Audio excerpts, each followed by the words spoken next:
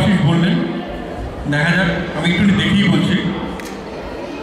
India Bengal cultural অ্যাসোসিয়েশনকে অনেক ধন্যবাদ। সুন্দর এবং সরস্বতী পুজোর আয়োজন, মনে হচ্ছে নিজের দেশেই বসে আছি। কবিতাটার নাম চুম্বন, সুজাতা গঙ্গোপাধ্যায়। তোমার ঠোঁট আমার ঠোঁট ছুলো, যদিও এ প্রথমবার নয়। চুম্বন তো আগেও বহুবার, এবার ঠোঁটে নিয়েছে আশ্রয়।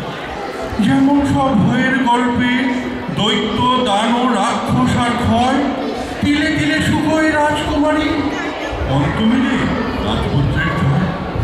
তবুও খুব ভিতরে বাধাহীন লড়াই চলে শুম্ভ নিশুম্ভের। প্রথম বলে ফুলটি ছিঁড়ে খাবো, দ্বিতীয় বলে হাত পাততেছে। আসলে তুমি দীর্ঘ সালমলি, সবার